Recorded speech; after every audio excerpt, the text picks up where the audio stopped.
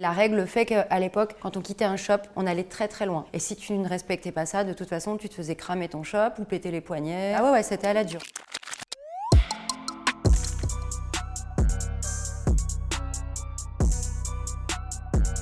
Salut, je m'appelle Dodi, j'ai 45 ans. J'exerce en tant que tatoueuse depuis l'âge de 22 ans. Donc je vous laisse faire le calcul. Je suis née dans une culture assez folk, assez rock'n'roll de par mes parents, mes grands frères. Pour moi, il était hors de question d'avoir un travail chiant et contraignant. Mon truc, c'était de vivre de ma passion. Et comme j'adore dessiner depuis que je suis en âge de me souvenir, eh ben, le tatou, c'est arrivé un peu comme une évidence. Alors, j'ai fait aucune formation particulière pour le tatouage, puisqu'à l'époque où j'ai commencé, il n'y en avait pas. Le tatouage, c'était même pas reconnu en tant que métier. En revanche, quand j'étais plus jeune, j'ai fait l'école des beaux-arts. Et je peux dire que ça m'a quand même un petit peu aidée pour certaines pratiques du dessin. Et puis, je commençais à faire des dessins pour des potes qui se faisaient tatouer. Donc, je commençais à dessiner pour des tatoueurs. Et puis, ma famille et mes potes se sont cotisés pour mes 20 ans et ils m'ont offert ma première machine. Je savais pas m'en servir. Mon frère avait un pote, son frère était tatoueur. Il a dit, d'accord, tu peux passer au shop, je te montrerai comment on soude les aiguilles, le b.a.-ba. Et j'ai commencé à aller tous les jours à la boutique et pour pouvoir le regarder travailler, puis prendre le maximum d'infos. Et puis malheureusement, j'ai pas pu rester très longtemps parce qu'à l'époque, le milieu de tatouage était très masculin, très macho. Il y avait souvent des vieilles histoires un peu vaseuses de mecs qui essayaient de te proposer de coucher avec eux ou plus, quoi, voilà, pour garder ta place. Et puis moi, c'était pas mon truc, c'était hors de question. Et quand un mec me disait, tu vas pas me tatouer parce que t'es une fille, j'étais là, ok, c'est pas grave, je comprends, y a pas de souci.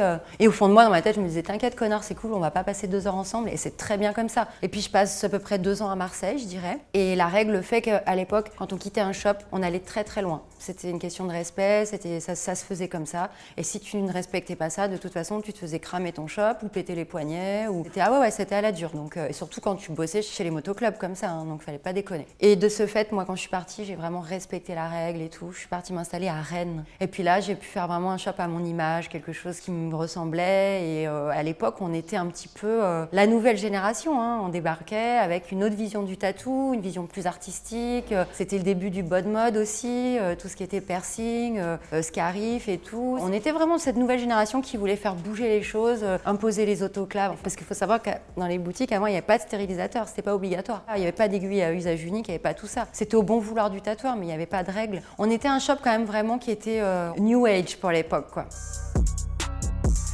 J'ai été contactée par Tatouage Magazine en 2007. Je crois qu'ils ont fait 6 pages ou 7 pages, un truc comme ça, dans Tattoo Mag. Et là, vraiment super, explosion, ça marche. Et là, c'était parti. J'avais des gens qui venaient me voir en me disant « Oui, je veux du Dodi ». J'étais là « Waouh !» Un jour, une cliente est venue et m'a dit « Je veux un oiseau en dentelle ».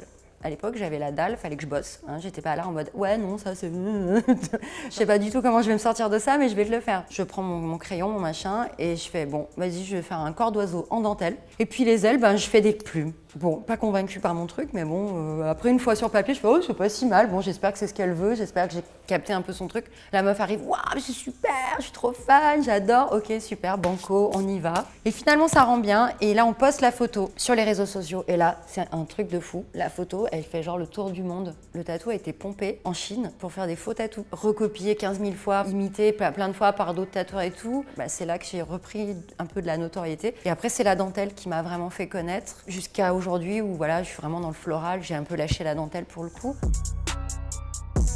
J'ai intégré l'équipe de Tattoo Cover il y a, je dirais, un petit peu plus de 3 ans maintenant. C'est une émission de tatouage dédiée au recouvrement des tatouages ratés. Alors Tattoo Cover, en fait, ils m'ont contacté, Tintin m'appelle. Tintin qui est un tatoueur de renom, celui qui a créé le SNAT, Syndicat National des Artistes Tatoueurs, et également qui a créé le Mondial du Tatouage, voilà. Et Tintin m'appelle. Ouais Dodi, bon, la téloche, ils veulent du tatou. Alors bon, le problème, c'est que si on laisse n'importe quel blaireau nous représenter à la télé, il faut qu'on défende notre métier, il faut que tu le fasses. Puis j'ai dit, bon, écoute-moi, ça me va, mais je veux pas de scénario débile. C'est la télé, moi, j'avais pas l'habitude de travailler sur un tournage. Et puis ensuite, j'ai commencé à voir ce que ça donnait à l'antenne. Et je me suis dit, ok, bon, ça va, on passe pas pour des neuneux. Donc même si on est crevé, qu'on se dit, c'est la dernière fois que je le fais, on est, ouais, bon, d'accord, allez, on part sur une autre saison.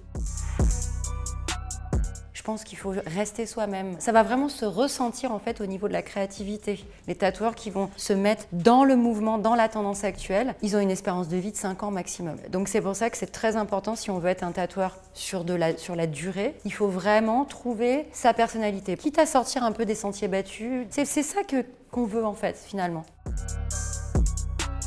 Respectez toujours la personne qui vous a mis ce métier dans les mains parce qu'on vous a mis de l'or dans les mains. Puis respectez toujours vos clients aussi parce qu'on n'est pas que des artistes. Attention, c'est leur histoire. On doit toujours s'adapter à ce que le client veut. Même si on met notre touche, notre patte artistique, restez humble, restez vous-même et toujours reconnaissant envers vos clients parce que sans eux, vous n'êtes rien.